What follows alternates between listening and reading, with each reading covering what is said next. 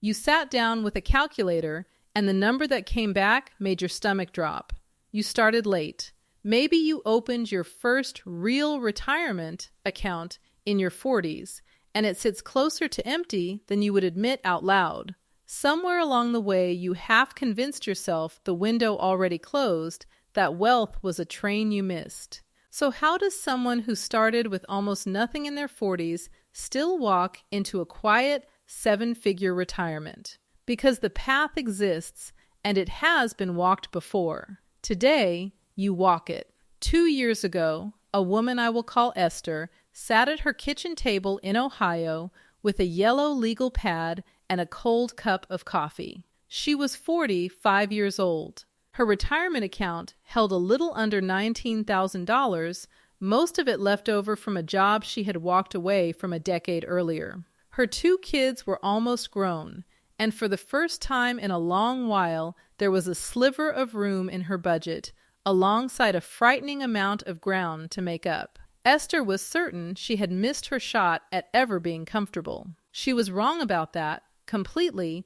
By the time we reach the end of this, you will understand exactly why she was wrong, and you will be holding the same map she used to climb out. Let me start with the part nobody says to you gently, because you deserve the honest version. It is later than you think, and it is nowhere near as late as you fear. Run the numbers, and the fear loses most of its teeth. Take someone who begins at 45 with almost nothing and commits $2,000 a month into a broad market index fund. Assume a long-run return of 7%, which is a deliberately conservative figure, comfortably below what the American stock market has averaged over the last century. 20 years later, at 65, that account holds just over $1 million. Begin 5 years earlier, at 40, with a smaller $1,500 a month, and 25 years of that same steady 7% grows into roughly $1.2 million. Neither of those people earned a spectacular income. Neither of them timed a market or picked a single brilliant stock. They started where they stood and refused to stop, and the math did the rest. I am not going to lie to you about the cost of waiting, though, because that would insult you.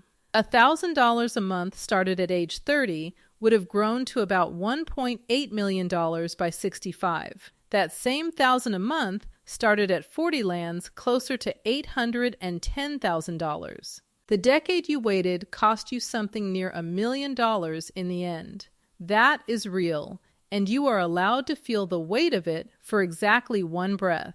Then you have to set it down. The lost decade is gone, and no amount of grief will buy a single year of it back. The only years that will ever build your number are the ones still standing in front of you, and you have more of them left than the fear is telling you. There is something almost nobody understands about that gap between starting at 30 and starting at 40. The frightening size of it is not a reason to quit. It is proof of how much force these years still carry, because the same compounding that made the early decades so valuable is the exact engine you are about to switch on for yourself. Right now, today, a late start is not a closed door. It is a door you are standing in front of, holding the key, talking yourself out of using. And the target itself is probably smaller than the scary number in your head, which matters more than people realize. The figure you actually need is not some abstract round million chosen because it sounds impressive. It is whatever covers the gap between your spending and the income you will have in retirement, and two quiet forces shrink that gap for the late starter. The first is that your house, if you own one, is likely closer to paid off by the time you retire, which drops your monthly costs at the exact moment you stop earning a paycheck. The second is Social Security, which, while it should never be your whole plan, does cover a meaningful slice of basic living costs for most Americans. So the mountain you are staring at is partly an optical illusion. You are not building a number from 0 to infinity. You are building the difference between what those other sources provide and the life you actually want, and that difference is far more reachable in 20 years than the panic in your chest is claiming. That is the entire reason this video exists. Not to sell you a feeling, but to hand you an order of operations. The moves in the exact sequence that turns a late start into a quiet fortune. Sequence matters more than speed here, because doing the right things in the wrong order is how late starters burn the few years they have left. So let us walk the path itself, one move at a time, and let us start where every dollar of wealth is actually born. The first move is to find your gap, not your income, your gap. Wealth is not built by what you earn. It is built by the distance between what comes in and what goes out. And that distance is the only engine that ever truly mattered. A woman I will call Marisol earns $70,000 a year, which is an ordinary American salary, nothing dramatic. When she saved 5% of it, the math was quiet and sad. The kind of number that never becomes anything.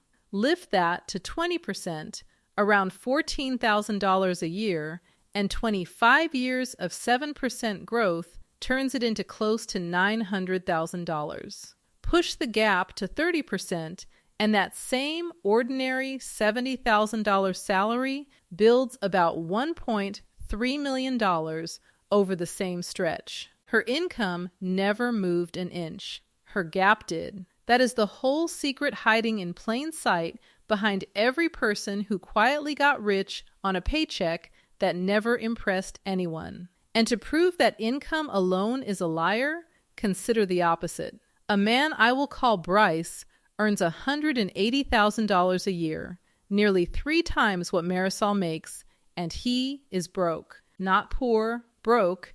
Every raise he ever earned was met by a bigger house, a newer truck, a longer list of subscriptions and obligations that swallowed the new money before it cooled. His gap is almost zero, because his spending sprints to catch his income every single time. So while Marisol quietly compounds toward $1 million on $70,000 a year, Bryce's one missed paycheck from panic on a salary that looks like success from the outside.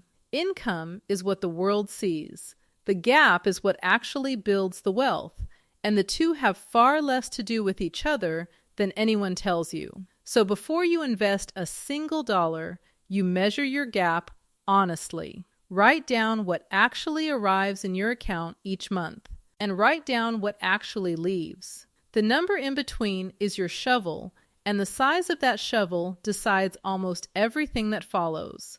Track it for 60 days, because memory lies and the receipts do not, and the small leaks you find, the forgotten subscription, the casual habit, the convenience that quietly costs hundreds, are the easiest dollars you will ever redirect toward your future. Widen the gap however you can, because every move after this one is simply a smart thing to do with the room you create here. The second move is where many late starters trip, and it is the difference between climbing out and digging deeper. Before you invest aggressively, you kill your high-interest debt. All of it. Why does the order matter so much? Because the average credit card in the United States carried an interest rate of around 21% through 2026, a number sitting near historic highs. A man I will call Cordell came to this path carrying $5,000 on a card at that rate, and he was making the minimum payment every month, feeling responsible for doing it. At that pace, that single balance would have chained him for years and quietly cost him thousands of dollars in pure interest, money that bought him absolutely nothing. That is not a typo, by the way. A $5,000 balance paid at the minimum becomes a multi-year sentence with a price tag that can rival the original debt all over again. Now hold that 21% next to the 7% we used for the market. When you pay off a card charging 21%, you are not merely losing a bill. You are locking in a guaranteed tax-free 21% return on every dollar you throw at it.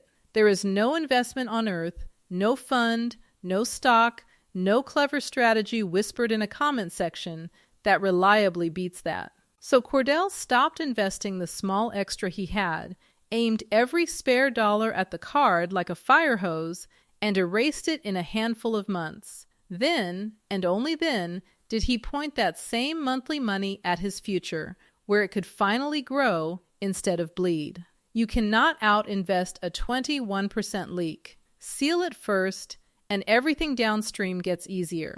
If you are carrying more than one balance, there are two honest ways to attack them, and both work. You can throw everything at the highest interest debt first, which saves you the most money on paper, or you can knock out the smallest balance first for the momentum of an early win, then roll that freed up payment onto the next one. The math slightly favors hitting the highest rate first.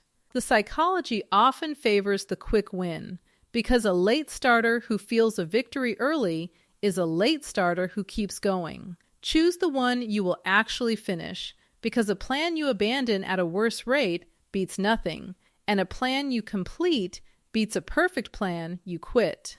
What matters is that the high interest debt dies before you start pouring real money into the market.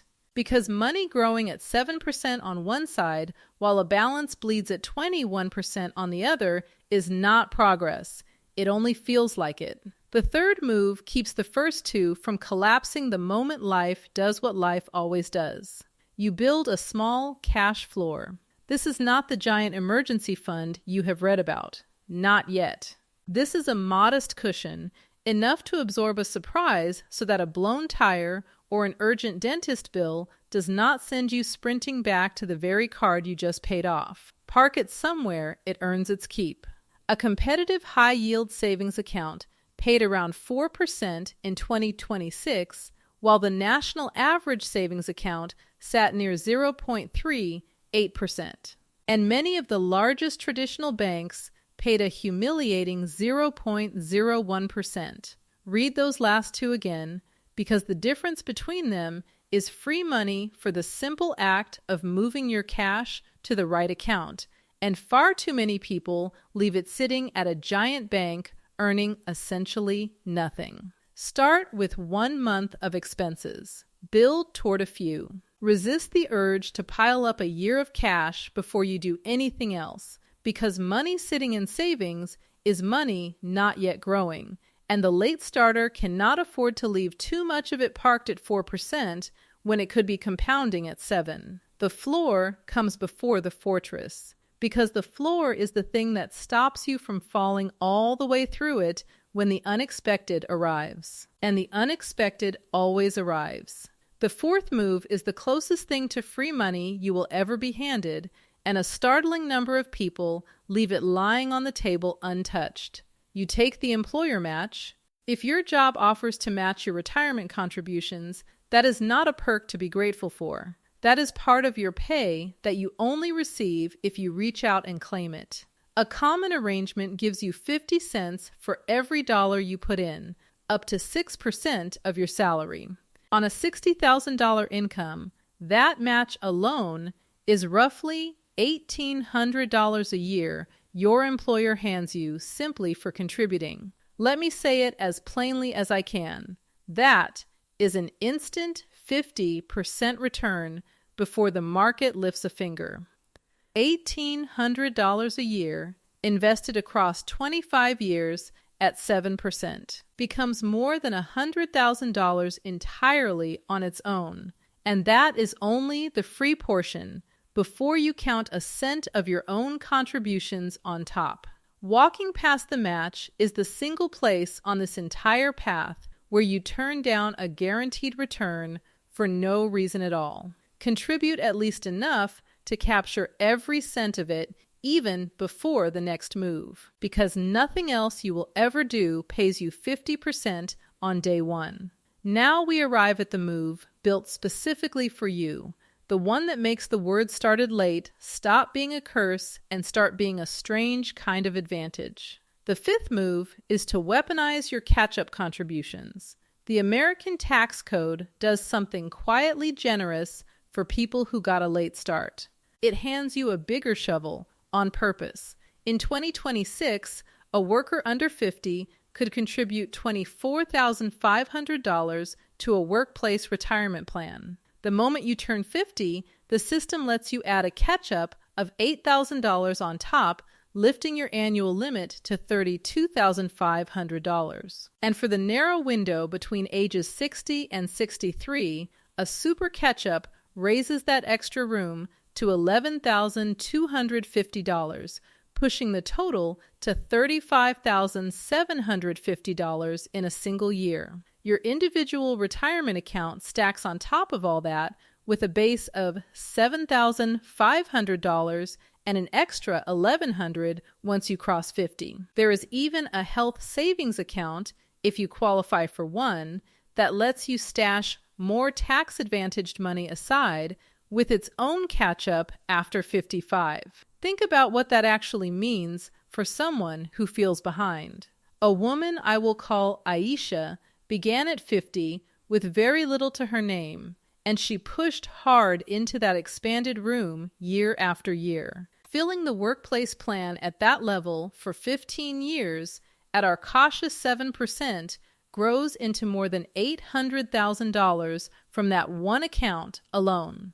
Layer her individual retirement account on top, keep going through her early 60s when the super catch-up widens the opening even further, and she crosses the $1 million line before 65, having started at 50 with almost empty hands. The very lateness she was ashamed of is the reason the rules let her move faster than a younger saver legally can. One detail worth knowing here is that beginning in 2026, higher earners making more than $150,000 had to route those catch-up contributions into a Roth version of the account, which changes the tax timing but takes nothing away from the opportunity itself. A quick word on which flavor of account to feed, because late starters often freeze on this exact question and do nothing while they decide.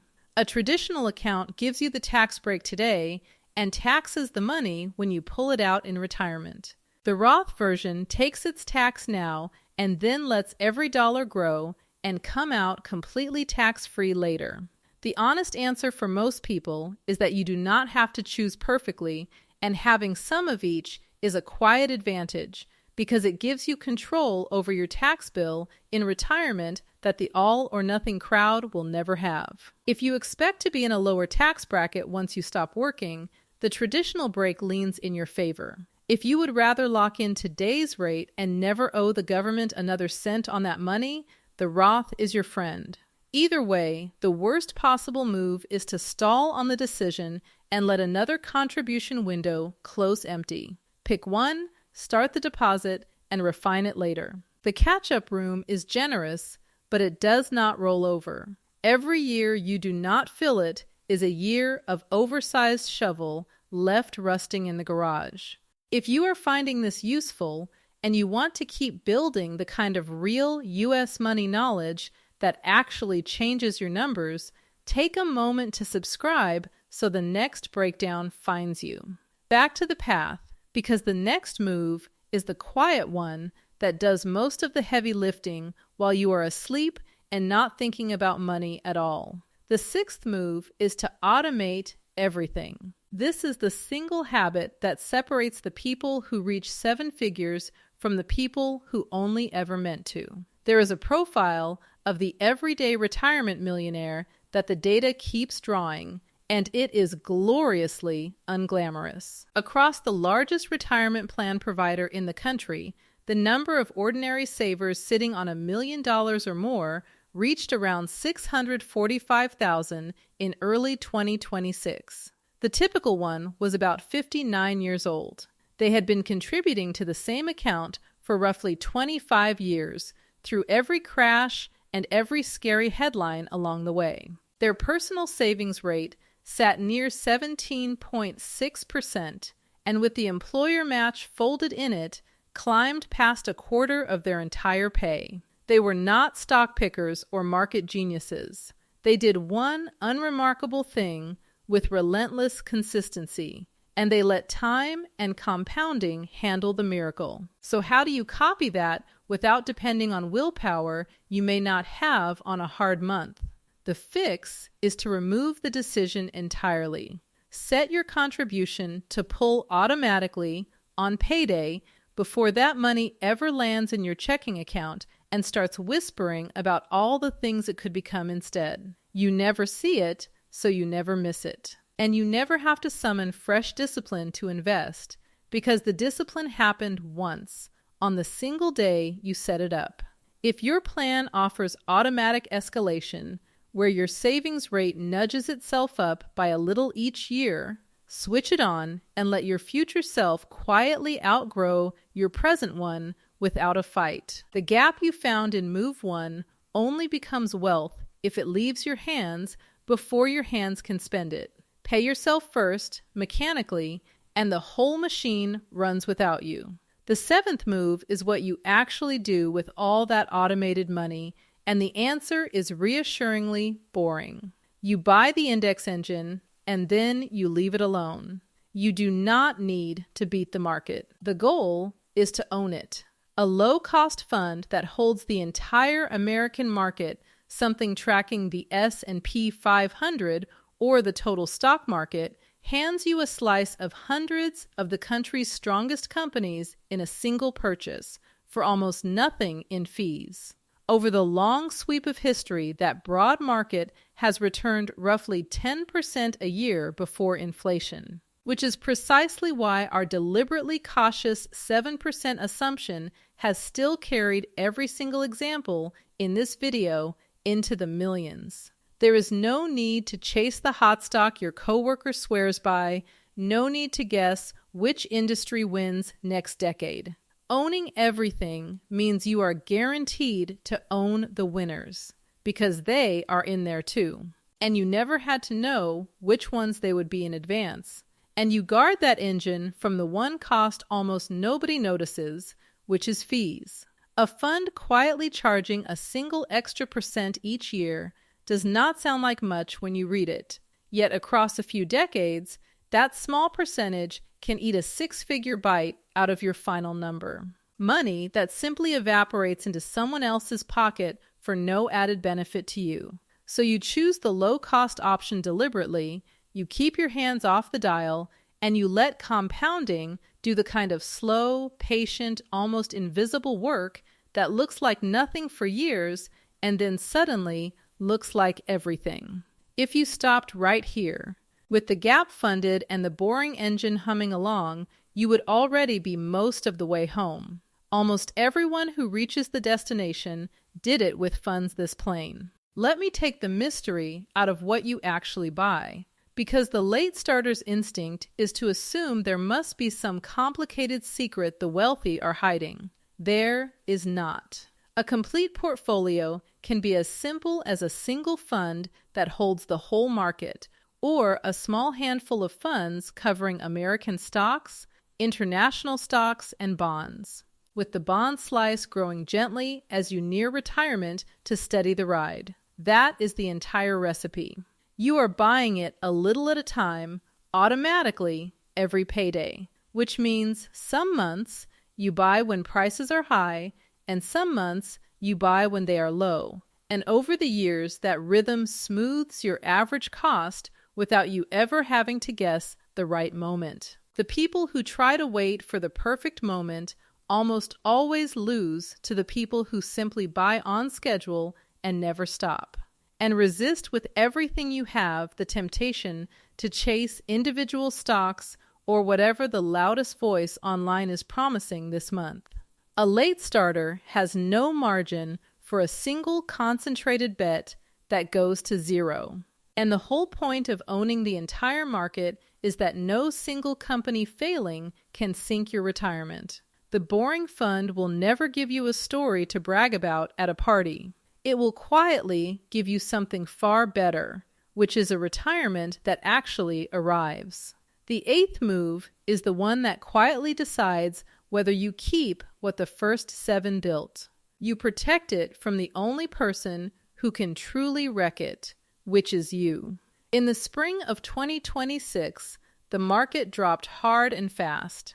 The headlines turned ugly, account balances shrank in a matter of weeks, and an enormous number of people felt the primal urge to yank their money out and run it to safety. The savers who quietly became millionaires did the opposite. They sat still and did nothing. The data from that stretch showed that the people who refused to panic and stayed invested were the ones who caught the rebound that followed close behind, while the ones who fled at the bottom locked in their losses for real and missed the recovery entirely. The biggest threat to your late start was never a market crash on its own. It was the very human decision to bail out at the exact moment you should have done absolutely nothing. There is a second version of this same mistake, and it is even quieter and more common than panic selling. When people change jobs, a startling share of them simply cash out their retirement account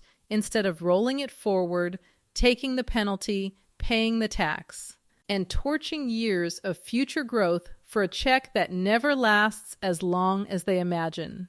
Do not be one of them, ever. When you leave a job, you roll that account into the next one untouched, and you keep the compounding alive and unbroken. The market will test your nerve more than once. Your own impatience will test it harder still. Sitting on your hands through the storms is not laziness or luck. It is the single most profitable action available to a long-term investor, and it is free. The ninth move is the accelerant, the one that compresses your timeline when the clock in your head feels especially loud. You widen the gap with extra income. This does not mean wrecking your health under the weight of 2 extra jobs.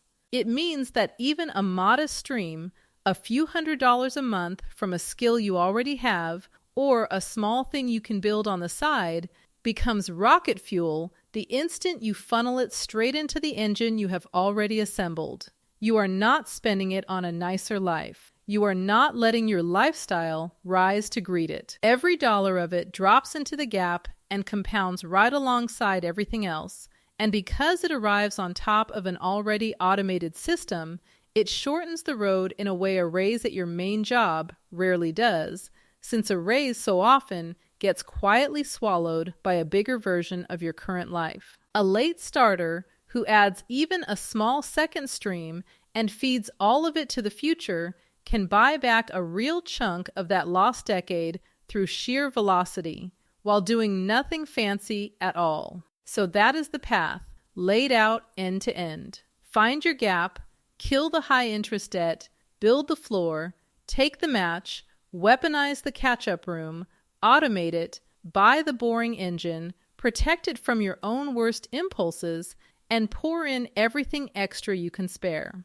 Walk those 9 moves in that order, and the math stops being a source of dread and becomes a quiet certainty instead. Which brings us to the part nobody warns you about, the strangest and best reward waiting at the end of this road. When you finally arrive, you will not look rich. That is the entire point, and it is exactly why we call it the Quiet Millionaire. A man I will call Nathaniel walked this exact path beginning in his late 40s. Today his accounts clear $1 million, his modest house is nearly paid off, and he drives a sensible car with a great many miles on it. If you met him at a backyard cookout, you would never once guess. He does not wear his money, because the wearing of money is precisely the habit that kept most of his flashier neighbors broke for their entire lives. The luxury he bought was never a car or a watch or a kitchen renovation nobody needed. It was the deep calm of knowing he could walk away from any job, absorb almost any surprise life threw at him, and sleep soundly through any frightening headline. The quiet is not a side effect of his wealth. The quiet is the wealth.